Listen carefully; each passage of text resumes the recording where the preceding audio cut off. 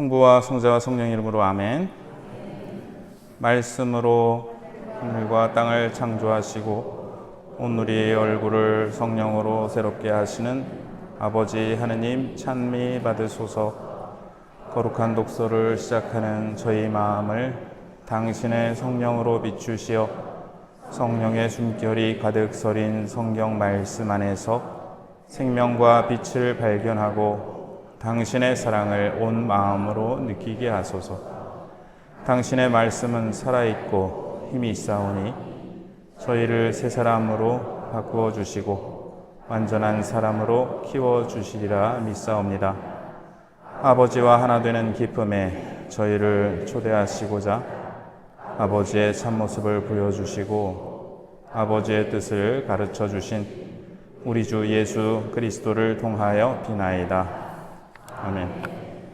성부와 성자와 성령의 이름으로 아멘. 참 예수님, 네, 안녕하셨어요? 네, 오늘도 이렇게 많은 분들 모여주셔서 감사드립니다.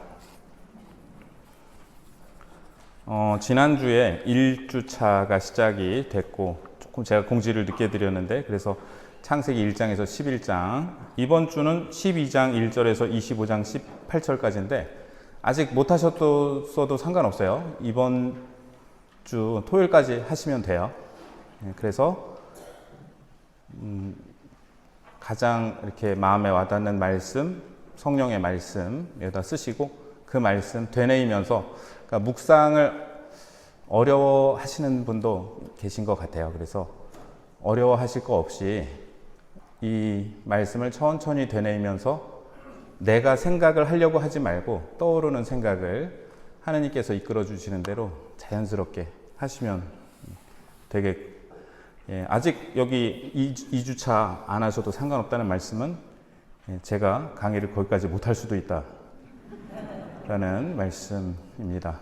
사실은 창세기 1, 2장이 말씀드릴 게 굉장히 많아서 그거를 1장에서 25장까지를 오늘 한꺼번에 하는 건 조금 어려울 것 같아요.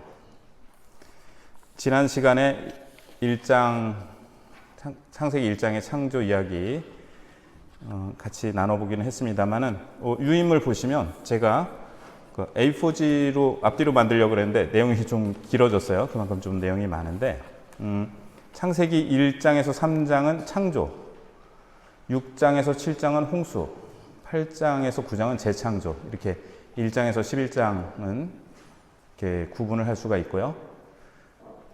창세기 1장 1절에서 2장 4절 기억까지는 사재기 문헌으로 추정된다고 말씀드렸습니다. 지난 시간에 뭐 기억 안 나셔도 아무 상관없습니다만은 사출 말씀드렸습니다. 그래서 야훼계, 엘로힘계, 사재계, 신명기계 문헌이 있는 것으로 학자들이 추정을 했지만 엘로힘계 문헌이 의문문에 붙여지면서 이 사줄 많이 의문시 되고 있는데, 하지만 적어도 1장 1절에서 2장 4절 기억까지, 그리고 2장 4절 니은에서 2장 35절까지는 다른 사료이다. 그러니까 그런데 창세기를 나중에 편집한 사람이 있었을 거 아니에요. 근데 이 사람도 알았죠. 왜냐하면 1장에서는 분명히 사람을 제일 나중에 창조했어요. 2장에서는 사람부터 창조하시거든요. 이 두 가지가 모순된다는 걸 알았지만 둘 다 썼습니다. 왜냐하면 둘 다 하나님 말씀이니까. 우리가 부모님이 돌아가실 때 유언의 말씀을 남기셨는데 형이 들은 거랑 동생이 들은 거랑 달라요. 조금. 달라도 둘 다 써놨습니다. 왜? 부모님 말씀이니까. 틀리더라도 섞어서 절충하지 않고 이게 맞을 수도 있고 이게 맞을 수도 있고 어쩌면 둘 다 말씀하셨을 수도 있죠. 그래서 창세기를 편집한 사람은 둘 다 하느님 말씀이라는 존중의 마음으로 둘 다 이렇게 써놓았습니다. 창세기 1, 2장은 창조 이야기이기 때문에 같이 읽어보실까요? 세상과 인간이 어떻게 시작되었는지를 밝히지 않고 창조주에 대해서 그리고 창조와 피조물에 대한 창조주의 관계에 대해서 말한다. 첫 번째 창조 이야기는 세상이 잘 정돈된 구조로 어떻게 생겨나는지가 아니라 왜 어떤 목적으로 이렇게 존재하는지를 묘사한다. 이것은 교황청 성서위원회에서 쓴 성경의 영광과 진리에서 인용한 이야기인데요. 이게 큰 착각이 되는 것 같아요. 창세기의 창조 이야기는 세상이 어떻게 창조되는지에 대한 얘기가 아니에요. 왜 어떤 목적으로 이렇게 존재하는지를 묘사합니다. 그런데 창세기가 마치 세상이 어떻게 창조되었는지를 말한다라고 간주하면서 예를 들면은 창조론과 진화론 사이에 충돌이 있다 이렇게 얘기를 하지만 사실은 그런 이야기를 하고 있는 것이 아닙니다. 이 창세기 1장 1절에서 2장 4절 기억까지는 4가지 이야기를 하고 있는데 이 4가지 이야기는 각주 2번에 보시면 대전 가톨릭대학교에서 강의하시는 안소근 수녀님의 모세오경 강의록을 참조했습니다. 2023년 이걸 어떻게 구했을까요? 제가 달라고 부탁해서 오늘도 학교 강의 가서 뵀는데 수녀님 강의록 잘 쓰고 있다고 인사드렸습니다. 그래서 첫 번째로는 하느님과 하느님 말씀의 능력인데요. 뜻하는 것은 무엇이나 다 이루시는 하느님 능력은 바빌론인들을 비롯한 다른 민족들이 섬기는 신들과 대조가 됩니다. 그래서 하느님께서 이 세상을 어떻게 창조하셨을까요? 어떻게라고 하지 말랬지 참. 네. 무엇으로 창조하셨죠? 죄송한데 그 강의록 좀 잠깐. 네.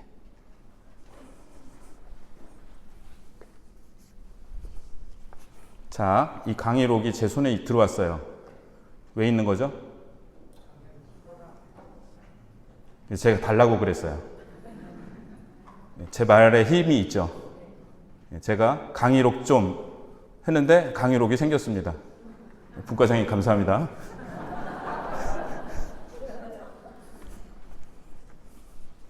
제가 아무것도 아닌 사람인데 말 한마디 했는데 뭐가 생겼어요. 그러면 하느님이 말씀하시면 빛이 생겨라 말씀하시면 빛이 생겨야죠. 네, 생겨야 되나? 말아야 되나? 하고 고민할 틈이 없습니다. 하느님 말씀이 힘이 있으신 거예요. 그리고 요한복음은 이 하느님 말씀이 바로 예수님이라고 말씀을 이야기를 하죠. 하느님 말씀은 창조하는 힘이 있고 치유하는 힘이 있습니다. 요즘에 굉장히 안타까운 게 좀 힐링이라는 말을 많이 써요. 예전에는 무슨 말 많이 썼는지 아세요 혹시? 웰빙이란 말을 많이 썼습니다. 웰빙 쓰다가 요즘은 힐링. 근데 힐링을 맛있는 거 먹으니까 힐링 됐어. 여행하니까 힐링 됐어. 무슨 책을 들었더니 힐링이 됐어. 자, 힐링이 무슨 뜻이죠? 치유한다는 뜻이에요. 그런데 치유는 성경에 의하면 하느님 말씀이 하는 거고 예수님이 치유하십니다. 그러면 지금 얘기한 것들은 뭐냐? 치유가 아니고 기분 좋아지는 거예요. 힐링은 우리가 아팠던 거, 다쳤던 거, 상처났던 거 그것이 아물고 되살아나는 것이 치유이고 오늘날의 문화는 계속해서 돈을 쓰라고 여행 가고 사 먹고 책 읽고 이런 게 다 여기다가 돈을 쓰라고 소비주의와 결합이 돼서 얘기를 하는데 우리에게 참다운 힐링, 참다운 치유가 일어나는 것은 하느님 말씀입니다. 어떤 사람이 제가 전에 한번 특강 때 말씀을 드렸는데 교통사고가 나서 팔이 부러졌는데 운전자가 내려서 미안해요. 제가 그냥 죄송해요. 많이 아프시죠? 그러면 팔이 도로 붙지 않습니다. 병원 가서 치료를 받아야 팔이 붙죠. 우리가 상처를 받았을 때 그게 치유되는 거는 그 사람이 사과하면 치유될 거라고 생각하지만 사실은 큰 도움이 되기도 하죠. 하지만 근본적으로 내가 상처받았을 때 병원에 가야 되는 것처럼 하느님 말씀으로 치유됩니다. 그래서 우리가 성경 말씀을 읽고 묵상하는 이유는 그 말씀이 나에게 생명을 주고 나를 치유하고 나를 새롭게 창조하기 때문입니다. 그래서 하느님께서는 말씀으로 세상을 창조하셨다. 1장 3절 강의록 보시면 하느님께서 말씀하시기를 빛이 생겨라 하시자 빛이 생겼다.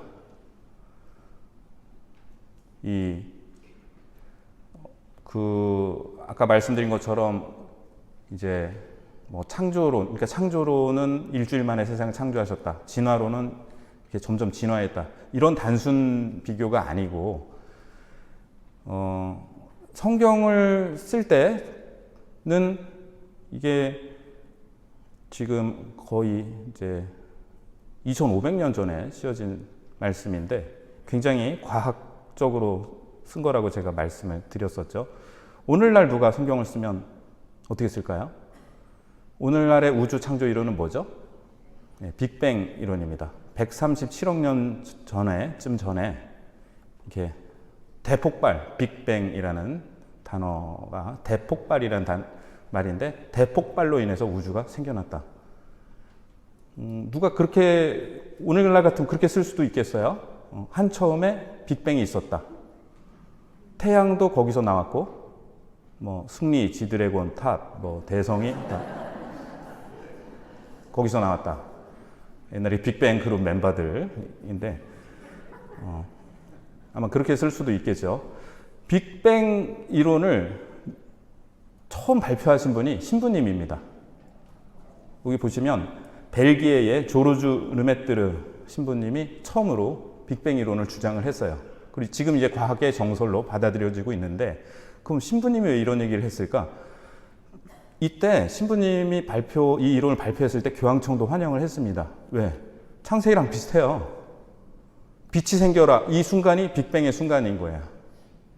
그래서 이렇게 하느님 말씀으로 인해서 우주가 탄생을 하고, 모든 우주가 여기에서 흘러나오는 것으로 해석을 하는데 큰 이렇게 충돌이 없습니다. 오늘날 우리 가톨릭에서는 요한 바오로 2세 교황님께서 진화론에 대해서도 인정을 하셨고요. 테이야르드 샤르댕이라는 신부님께서 창조적 진화라는 학설을 발표하셨는데, 그건 뭐냐면 이 우주가 하느님의 창조로 비롯했지만 점점 진화하고 있고, 진화의 목표는 그리스도이시다라고 말씀을 하셨어요. 그래서 이 우주는 그리스도를 향해 진화하고 있다. 제가 어디 이렇게 사회교리학교 강의를 갔었는데 어떤 자매님이 따님이 요즘 성당 안 나간다고 7일 만에 세상 창조하고 그런 거 이렇게 못 믿겠다고. 그래서 제가 테야르드 샤르댕 신문 얘기를 했더니 그 철자를 불러달라고 말씀을 하시더라고요. 그런 얘기를 처음 들었다고 그러시는데, 이 테야르드 샤르댕 신부님의 이론은 20세기 들어서 갑자기 등장한 게 아니라 이레네오라는 교부가 처음 그런 말씀을 하셨습니다. 하느님께서는 세상을 어린아이의 상태로 창조하셨다.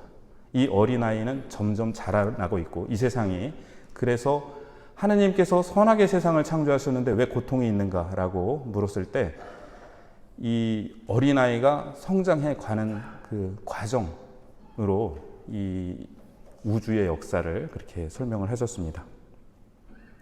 지혜서 13장 1절에서 4절까지의 말씀 같이 읽어보겠습니다.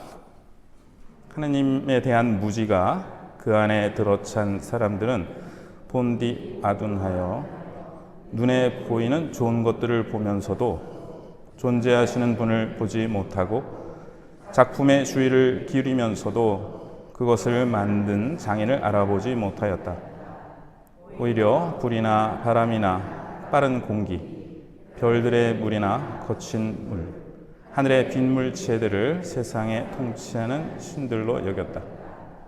그 아름다움을 보는 기쁨에서 그것들을 신으로 생각하였다면 그 주님께서는 얼마나 훌륭하신지 그들은 알아야 한다.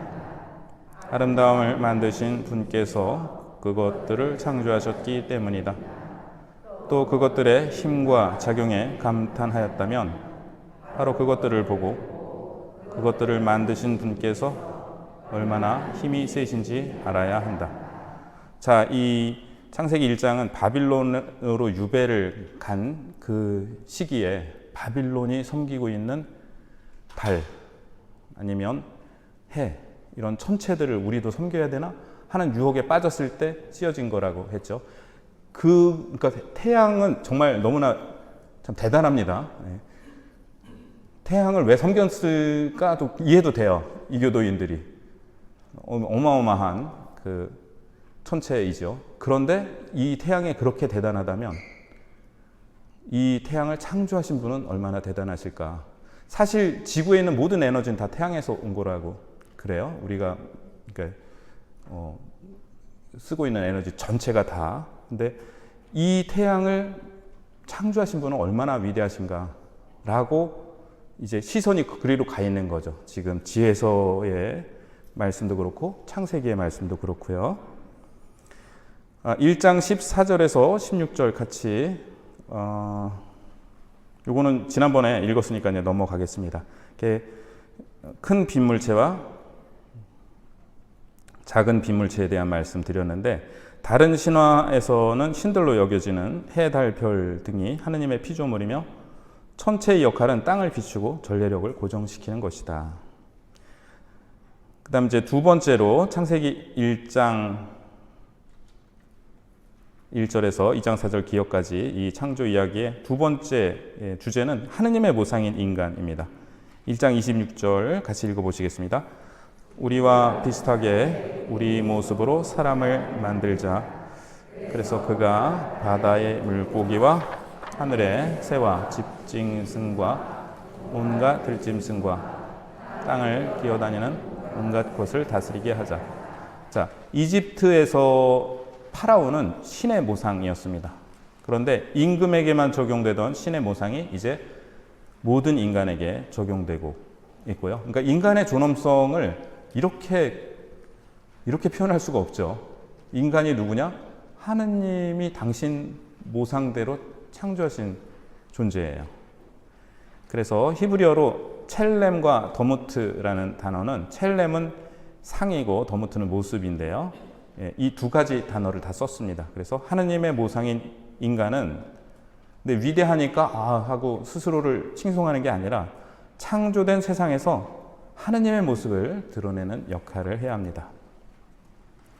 자, 1장 28절 같이 읽어보실게요.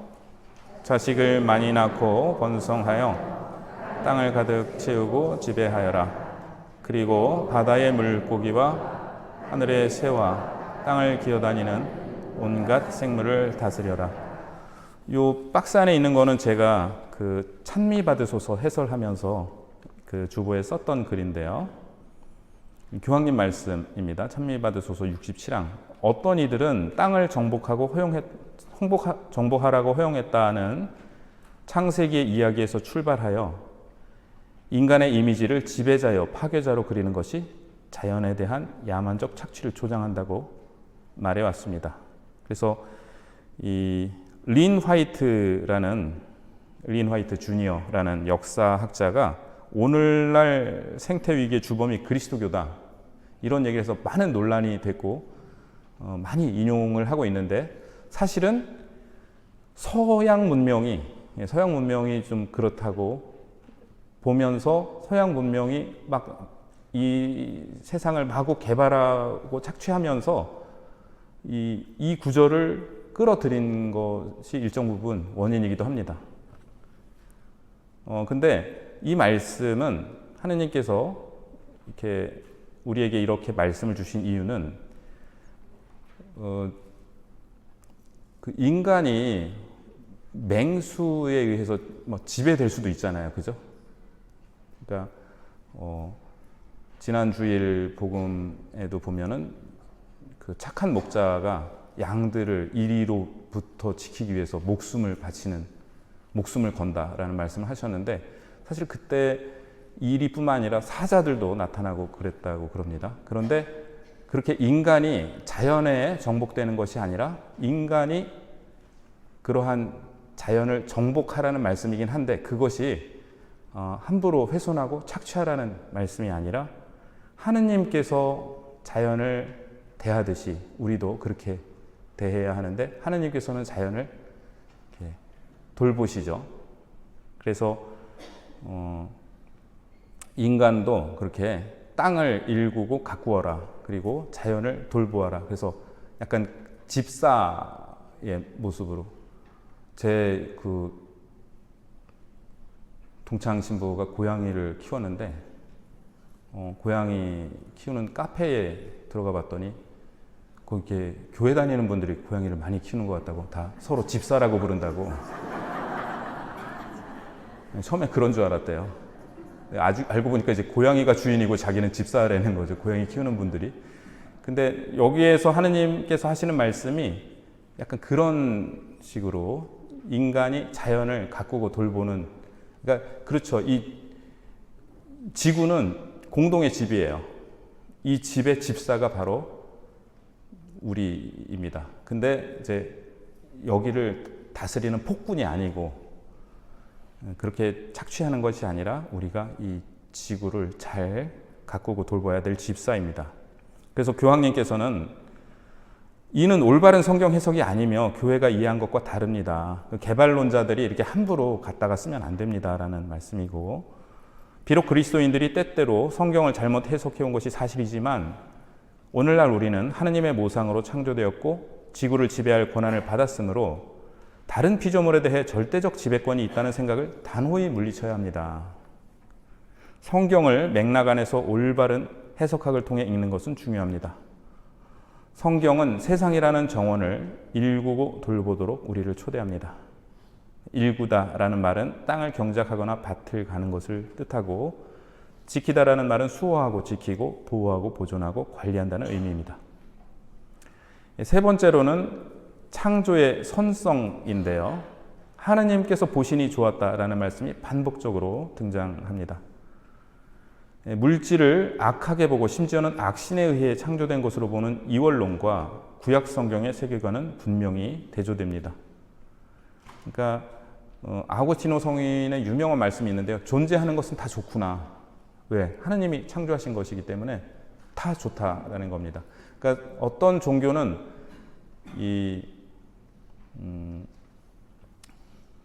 정신은 선한 것이고 물질은 악한 것, 이렇게 보는 종교도 있고, 그래서 선신이 이거 좋은 것은 창조하고 악신이 나쁜 것을 창조했다. 혹은 초대교회 때의 이단 중에는 그러니까 성부는 참 하느님, 성자는 그냥 하느님. 그래서 성부께서 이 정신적인 것은 성부께서 창조하시고 보이는 것은 물질적인 거, 이거는 더 열등한 거고 이거는 성자께서 창조하셨다. 이런 이단이 있었어요. 그래서 우리가 니케아 신경에 보면 하느님에게서 나신 하느님, 참 하느님에게서 나신 참 하느님으로서 라고 예수님을 표현을 하고, 그 다음에 유형 무형한 만물의 창조주를 믿나이다. 이거는 무형한 거는 성부께서, 유형한 것은 성자께서 창조하셨다는 그런 이단을 거슬러서 얘기를 한 겁니다. 그러니까 이 구약 성경에서 창조는 삼위일체 하느님의 작품입니다. 그리고 다 좋은 거예요. 다 좋은 건데 그러면은 어떤 것은 왜 나쁜 것인가 라는 것은 이제 3장 이후에 어떤 죄의 결과로 말미암은 것이다 라는 말씀이고, 그래서 본래는 다 선하고 좋은 것이다.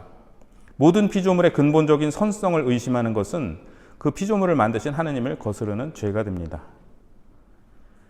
하느님의 모습으로서 세상을 다스리는 인간의 역할은 바로 그러한 하느님의 계획이 실현되도록 돌보는 데에 있습니다. 1장 31절 같이 읽어보실까요? 하느님께서 보시니 손수 만드신 모든 것이 참 좋았다. 그래서 요거 밑에는 이제 메리조 레디라는 그 캐나다 교수님 그리고 또 저술가의 그 말씀을 제가 인용을 한 건데요. 그러니까 우리가 이 소비 자본주의 시대를 살면서 끊임없는 불만족에 살고 있다. 그래서 나는 충분히 갖고 있지 않다. 나는 충분하지 않다. 나는 충분히 선하지 않다. 라고 계속해서 불만족, 막연한 죄의식 속에 살고 있는 것이 오늘날 우리들의 모습이라고 이야기합니다. 그런데 하느님께서는 보시니 참 좋았다. 손수 만드신 핸드메이드네요. 모든 것이 참 좋았다. 여러분은 여러분 자신에 대해서 만족하시나요?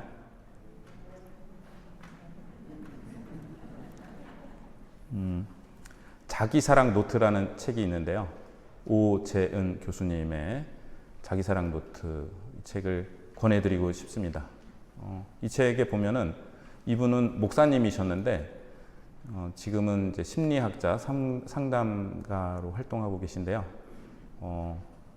책에 보면은 이제 하느님 체험을 하는 장면이 나오는데 이분이 이렇게 캐나다에서 이렇게 이제 스스로 목숨을 끊을 거를 결심하고 문을 짱구고 열쇠를 바깥으로 던지고 죽을 때까지 술을 드셨대요. 근데 하느님 목소리가 들린 거예요. 재은아, 네가 왜 이러니? 네가 이러니까 내가 슬프다. 그래서 하느님이세요? 그랬더니 그래, 내가 하느님이야. 그래서 따졌다는 거예요. 그러니까 이분이 그런 좀 아픈 체험이 있었던 것 같아요. 목사님이신데 교인한테 이렇게 멱살을 잡히셨었나 봐요. 내가 멱살 잡힐 때 하느님 어디 계셨냐고. 그럼 따진 다음에 나 이제 목사 안 할 거라고. 그랬더니 안 해도 괜찮아. 그래서 그 다음에 나 이것도 안 할 거라고. 그것도 안 해도 괜찮아. 그러면서 네가 기뻐야 나도 기쁘다. 라는 말씀을 하시더래요. 네가 기뻐야 나도 기쁘다. 그래서 이분이 거기서 막 이렇게 울면서 회심 체험을 하고 이제 문 열어달라고 막 안에서 쪼들려가지고 겨우 이렇게 나오셨다고. 근데 저는 그 책을 어쨌든 그리스도교적인 관점에서 유심히 읽었는데 저는 정말 하나님과의 만남이었다고 그 생각이 듭니다. 그래서 한번 읽어보시면 좋을 것 같은데 거기에서 이 말씀이 저는 굉장히 와닿았어요. 네가 기뻐야 나도 기쁘다. 네가 슬프면 나도 슬프다. 근데 우리가 하느님에 대해서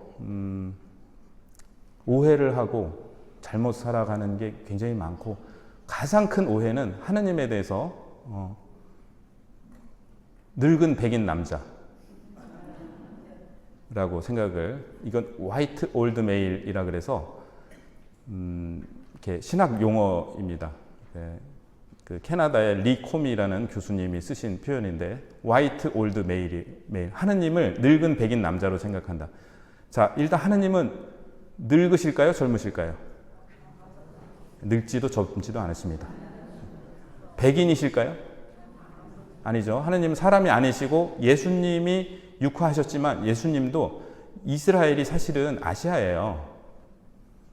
이스라엘은 유럽이라고 자꾸 얘기를 하는데 사실은 아시아 분이시고, 그래서 그 예수님 그 성화 있잖아요. 그 곱슬머리 금발로 이거 스웨덴 사람이래요. 이거를 그린 사람이 스웨덴 사람이고, 당시에 스웨덴 사람을 모델로 했대요. 그리고 한번 나중에 검색을 해보시면 예수님이 이렇게 생기셨을 것이다라고 이렇게 학자들이 추정한 거는 굉장히 다릅니다. 요즘에 이제 이스라엘하고 팔레스타인하고 계속 이렇게 전쟁 중인데 오히려 팔레스타인 사람이랑 비슷하게 생기셨어요. 그래서 한번 예수님이 이렇게 생기셨을 것이다라고 학자들이 내놓은 걸 한번 보시면 굉장히 깜짝 놀랄 건데 굉장히 그걸 투사한 거죠. 근데 우리는 어느 틈엔가 그걸 자꾸 보다 보니까 예수님 그러실 거라고 생각하지만 백인이 아니시다, 예수님도. 그 다음에 하느님 남자신가요, 여자신가요? 남자도 여자도 아니시죠. 근데 왜 하느님은 아버지라고 하나? 제 생각에는 그래요. 고대 시대에 어머니와 딸의 관계는 이제 시집을 가면서 끊깁니다. 근데 아버지와 아들 관계는 이어져요. 이거 안타깝지만 여기 가부장적인 사회에서 그게 이어지었던 방식이고, 그래서 하느님과 우리와의 관계가 계속 이어진다라는 표현을 하기 위해서 그렇게 한 것이지, 하느님 사랑은 어머니 사랑을 닮은 때가 더 많습니다. 그래서 우리가 하느님 아버지라고 한다고 해서 남성이라고 생각하면 곤란하고요. 그런 어떤 아버지로서의 사랑 또 분명히 갖고 계시고, 어머니로서의 사랑도 분명히 하느님 갖고 계시고요. 그런데 우리는 하느님을 이렇게 늙은 백인 남자로 생각하면서, 이게 어떤 성화, 이렇게 미켈란젤로의 천지창조 이런 거 보면은 그렇게 그려져 있으니까, 물론 명작이긴 한데 그거는 미켈란젤로의 눈으로 본 것이고 우리는 다른 거잖아요. 그래서 이런 우상을 이렇게 걷어내야 되는데, 늙은 백인 남자에다가 우리는 더 붙여 있는데, 화난 늙은 백인 남자, 나 때문에 화난 늙은 백인 남자. 그래서 맨날 나는 죄인이고, 맨날 이렇게 고해성사 봐도 용서 안 받은 것 같고, 화를 풀어드리기 위해서 미사를 드리고, 그래도 하느님 화가 안 풀리신 것 같고, 이런 신앙 생활에서 우리 벗어나야 됩니다. 하느님은 아버지세요. 하늘에 계신 우리 아버지. 그리고 루카복음 15장에서 예수님 말씀하신, 우리가 잘못했는데 돌아오는데 멀리서 우리를 보고 달려 나오시는 하나님, 그런 분이시지 나 때문에 화난 늙은 백인 남자가 아닙니다. 그래서 우리가 우리 스스로에 대해서도 보면 자꾸 불만족하는 게 하느님보다 눈이 더 높아요. 하느님은 당신의 최선을 다해서 나를 창조하셨는데, 하느님은 나를 창조하고 뭐라 그러셨어요? 보시니 참 좋았다. 나를 창조하시고 당신이 하셨으니까. 근데 난 불만족해요. 왜? 내가 눈이 더 높으니까. 하느님 이거 이렇게밖에 못하세요? 우리가 얼마나 고귀한 존재고, 얼마나 사랑스러운 존재고, 얼마나 이렇게 좋은 사람인지를 몰라요. 거기까지 안 가봐서. 우리가 스스로에 대해서 성찰하면은 잘못하고 죄스럽고 부족한 거 보이죠. 거기를 뚫고 더 가야 돼요. 뚫고 더 들어가야 되는데 거기까지밖에 못 가기 때문에 좀 여기에서 실망하고, 그렇지만 더 뚫고 들어갔을 때 정말 예수님께서 가르쳐 주신 너는 내가 사랑하는 아들, 내 마음에 드는 아들이다. 그 말씀 우리에게 전하러 오셨다고 제가 작년에 사순특강 첫 번째 시간에 말씀을 드렸는데요. 사랑받는 아들, 사랑받는 딸로서의 고귀한 존재이고, 그래서 하나님 보시니 참 좋았다를 나에 대해서, 나를 창조하시고 보시니 참 좋아하시는 그 하느님을 우리가 만나야겠습니다. 3쪽에 보시면 안식일, 네 번째 주제는 안식일인데요. 안식일은 사실 두 가지 전승이 있어요. 하나는 하느님께서 엿새 동안 모든 것을 만드시고 이렛날에는 쉬셨다. 이게 이제 창세기 2장 3절, 또 탈출기 20장 8절에서 11절도 같은 얘기를 하고 있고, 신명기 5장 15절은 이집트 종살이에서 해방을 기념하는 안식일로 두 가지 전승이 이렇게 있습니다. 자, 그 다음에 창조에 대한 두 번째 얘기는 2장 4절 니은에서 2장 25절까지 아담과 하와 얘기죠. 2장 7절 같이 읽어보실까요?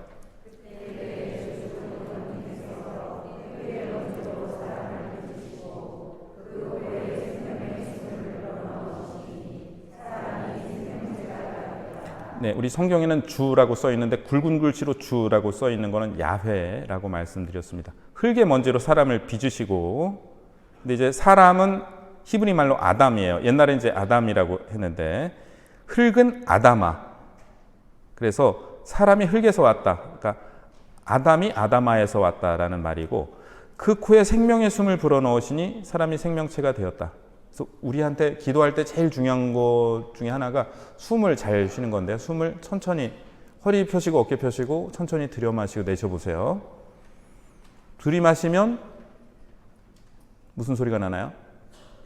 아무 소리 안 납니다. 내쉬면 히읗 소리가 나요. 들이마실 땐 이응 소리가 나고. 그래서 리차드 로어라는 신부님은 그 독창적인 얘기가 아니라 다른 학자들의 글을 인용해서 야훼 하느님의 어원이 이거라고. 들숨이 이응, 날숨이 히읗.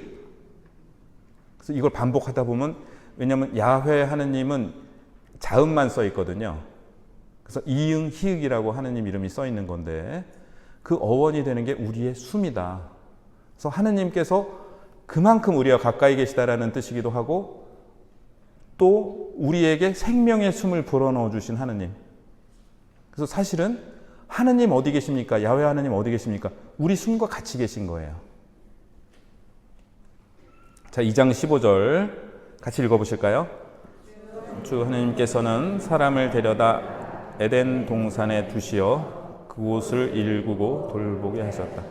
자, 일구고 돌보게 하셨다. 아까 교황님도 찬미받으셔서 인용하셨는데 노동은 원래 벌이 아닙니다. 우리가 이 이야기를 원죄라고 해석을 하고 그건 이제 아우구스티노 성인 이후의 이야기예요. 아우구스티노 성인이 이렇게 원죄 신학을 여기서 발전을 시키셨고, 근데 매튜 폭스라는 신학자가 있는데 이 신학자가 쓴 원복이라는 책이 있는데 이게 원죄가 아니라 원복이다. 그래서 이 창세기 이야기를 굉장히 어떤 축복으로 해석을 하는데 노동 자체가 벌이 아니라 사실은 이렇게 이제 벌로 그거를 이해하면서 노동이 굉장히 힘들어지는 게 그렇게 인식을 하는 게 오히려 벌일 수 있다라고 볼 수 있고요. 2장 18절 같이 읽어보실까요? 사람이 혼자 있는 것이 좋지 않으니 그에게 알맞은 협력자를 만들어 주겠다. 협력자는 좀 너무 딱딱한 단어. 이렇게 회사 동료 같은 그게 아니라 짝을 만들어 주겠다. 창세기 1, 2장에서 유일하게 좋지 않은 게 사람이 혼자 있는 겁니다. 2장 23절 같이 읽어보실까요?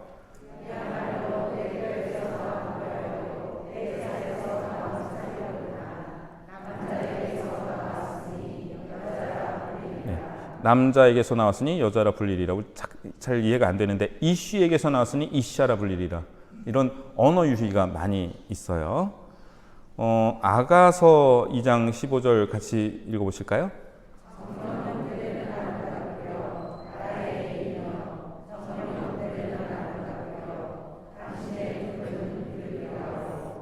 네, 정녕 그대는 아름답구려 나의 애인이여 이렇게 번역했는데 직역을 이게 안소근 수녀님의 직역인데요. 내 친구야, 너 정말 이쁘구나.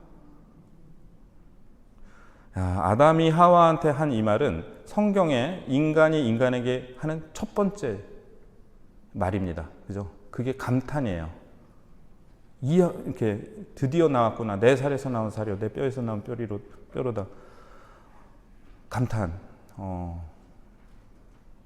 제가 그 동창 신부님들하고 같이 목욕탕을 간 적이 있었는데 목욕탕을 가면은 제 동창 중에 한 명이 눈이 되게 나쁜데 목욕탕 가면 안경부터 벗어요. 왜 그러나 모르겠어요. 안경을 제일 나중에 벗으면 더 편할 것 같은데. 그다음에 제가 그 옆에 있다가 이쪽에 있는 동창들한테 할 얘기가 있어서 이렇게 자리를 옮겨가고 얘기하고 있는데 안경 벗고서 옷 벗다가 말고 제 뒤에 있는 남자를 보고 전 줄 알았대요.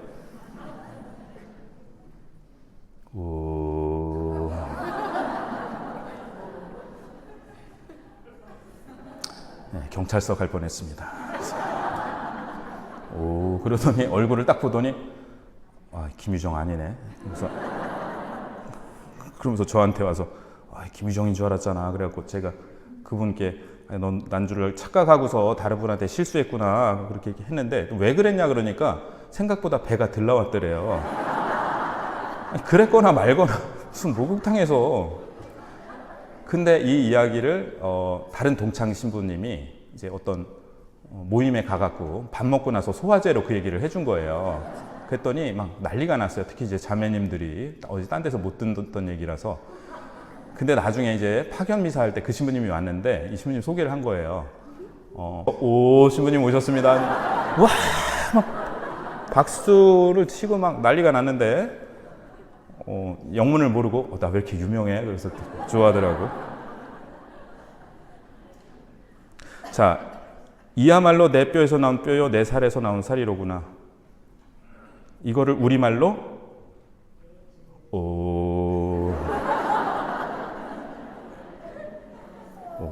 감탄입니다. 감탄. 자, 이제 우리 부인, 우리 남편 처음 만났을 때, 아니면 내가 처음 사랑에 빠졌을 때, 네. 우리 누구나 그런 순간이 있었는데, 그죠? 지금은 왜 그러냐 그러지 마시고 그냥 감탄. 그러니까 하느님이 나를 창조하시고 보시니 참 좋았다 한 것처럼 나의 가족에게 오 하고 이렇게 감탄해 줬으면 좋겠어요. 달라진 거는 그분이 아니고 내 눈입니다. 내 눈. 제가 뉴욕에 갔을 때 브로드웨이 거리에 브로드웨이 거리가 이제 말이 맞나 모르겠어요. 어쨌든 뮤지컬 광고 안내판이 있었는데 오페라의 유령 거기에 이렇게 써 있었어요. Remember your first time. 당신의 첫 순간을 기억하세요. 근데 그 말이 굉장히 와닿더라고요. Remember your first time. 우리가 하느님을 처음 이렇게 알게 되고 하느님께 처음 매료되고 하느님 처음 느꼈을 때 처음으로 우리가 세례 받을 때 영성체 할 때 그리고 우리가 사람 사이에 어떤 저 사람을 처음 만났을 때 알게 됐을 때 했던 그 감탄, 감동 다 어디 가고 지금은 이렇게 의무나 이런 걸로만 매여서 살고 있지 않은가. 그래서 이 모든 거를 한 글자로 하셨으면 좋겠습니다. 그 다음에 창세기 3장의 이제 범죄 이야기인데요. 뱀은 하느님께서 만드신 모든 들짐승 가운데 가장 간교하였다. 간교하다라는 말은 히브리 말로 아룸이고 그 앞절에 25절에 알몸은 아롬입니다. 그래서 이제 언어 유희가 있고 그럼 왜 뱀이 등장하냐? 이거 실제 뱀이 아니고 좀 상징적으로 이해했겠죠. 그래서 가나안에서는 뱀이 번식의 상징이었고 이집트에서는 정치력의 그래서 파라오 이렇게 왕관 보면 뱀 모양 있잖아요. 그래서 아마 뱀이 등장을 한 것 같고요.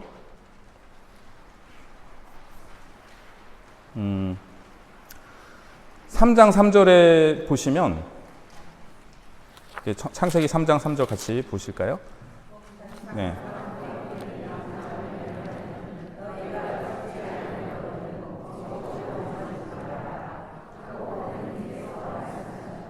이게 하와가 뱀에게 한 얘기입니다. 그런데 하느님께서 정말 이렇게 말씀하셨나요? 아닙니다. 2장 17절에 하느님 하신 말씀 보시면 2장 16절 17절 너는 동산에 있는 모든 나무에서 열매를 따먹어도 된다. 그러나 선과 악을 알게 하는 나무에서는 따먹으면 안 된다. 그 열매를 따먹는 날 너는 반드시 죽을 것이다. 그래서 그 나무는 따먹지 말라고 했는데 뱀이 어떻게 꼬였냐 하면은 3장 1절에 어떤 나무에서든지 열매를 따먹어서 안 된다고 말씀하셨다는데 정말이야? 말도 안 되는 얘기잖아요. 그런데 하와는 그만 이 유혹에 넘어갔습니다. 왜냐하면 이 뱀의 말과 하느님 말씀을 섞었어요. 동산에 있는 나무 열매 먹어도 된다. 그러나 한가운데 있는 나무 열매만은 먹지도 만지지도 마라. 하느님 이렇게 말씀 안 하셨거든요. 먹지 말라 그랬는데 먹지도 만지지도 마라 하고 하나 더 추가를 합니다. 그럼으로써 하느님의 명령이 지키기 어려운 것처럼 그리고 그렇게 만지지도 말아야 돼? 하고 그렇게 말씀하신 적이 없는데 그래서 유혹은 과장하는 것이 특징이고요. 3장 9절 주 하느님께서 사람을 부르시며 너 어디 있느냐 하고 물으셨다. 하느님께서 인간에게 물으시는 첫 번째 물음입니다. 너 어디 있느냐. 자, 근데 선악과를 따먹으니까 어떻게 됐어요, 사람이? 예. 자, 일단 선악과는 이제 자유의지를 상징한다고 그러죠. 그럼 선악과를 처음부터 만들지 마시지 하나님은 왜 만들어 놓고 따먹지 말라 그래요? 희한하네. 자, 이거는 인간에게 자유의지를 주신 거예요. 우리가 사람이 사랑할 때 가장 큰 선물이 자유입니다. 엄마가 딸이 너무 이뻐가고 애지중지 그냥 키웠어요. 너는 베란다에서, 너는 바깥에 나가면 안 돼. 물들어. 이거 사랑이 아니죠. 그죠? 사랑은 자유를 주는 거고 그 자유에는 그 사람의 사랑을 거절하거나 돌아설 자유까지 다 포함이 되어 있는 거예요. 그래서 선악과는 그런 것을 상징하는데, 그런데 이 선악과를 따먹고 나서, 그러니까 불순종이죠. 최초에 하느님께서 인간에게 주신 계명은 딱 하나입니다. 내가 싫어하는 걸 하지 마라. 딱 하나예요. 하느님께서 주신 거. 내가 하지 말라는 거 하지 마. 근데 하필 그게 하고 싶어요. 그게 유혹입니다. 그래서 불순종을 했고, 불순종의 첫 번째 결과는 교만이에요. 인간이 숨었어요. 자, 숨었다는 건 뭐죠? 내가 하느님보다 더 많이 알아요. 내가 여기 있는 걸 하느님 모르시겠지. 그죠? 하느님보다 더 많이 알고, 그 다음에 따라오는 게 뭐냐? 당신께서 저와 함께 살라고 주신 여자가 그 나무 열매를 저에게 주게 제가 먹었습니다. 아, 머리 좋아요. 예. 어쩌자고 이런 일을 저질렀느냐 했을 때, 아담이 저 여자는 하와는 아무 죄가 없습니다. 제가 잘못했습니다. 하고 이렇게 책임감 있게 얘기했으면 얼마나 좋았을까요? 그런데 아담은 저 여자가, 근데 저 여자는 누구예요? 좀 전에 오 했던, 내 살에서 나온 살이고 내 뼈에서 나온 뼈고 막 그렇게 감탄했던 그 짝에게 책임을 전가하는, 이게 인간의 약함입니다. 그렇게 감탄했다가 저 사람 탓이라고. 그래서 우리가 미사 때 제 탓이오라고 처음에 하잖아요. 이렇게 손가락 잡면서 제 탓이오, 제 탓이오가 아니고 내 탓이라고.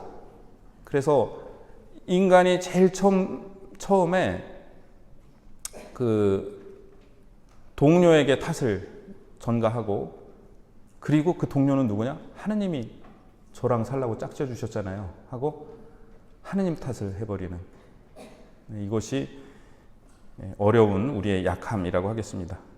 창세기의 창조 이야기들은 찬미바 66강 같이 읽어보실까요? 인간 실존이 긴밀하게 연결된 세 가지 근본적인 관계들의 뿌리를 두고 있음을 제시합니다. 즉 하느님과의 관계, 이웃과의 관계, 그리고 지구와의 관계입니다. 성경에 따르면 이 세 가지 근본적 관계는 우리 외부에서는 물론 우리 내부에서도 단절되었습니다. 이러한 단절이 죄입니다. 창조주, 인류, 모든 피조물 사이에 조화는 파괴되고 있습니다. 우리가 자신을 유한한 피조물로 인정하기를 거부하고 하나님의 자리를 차지하려고 요구해왔기 때문입니다. 예.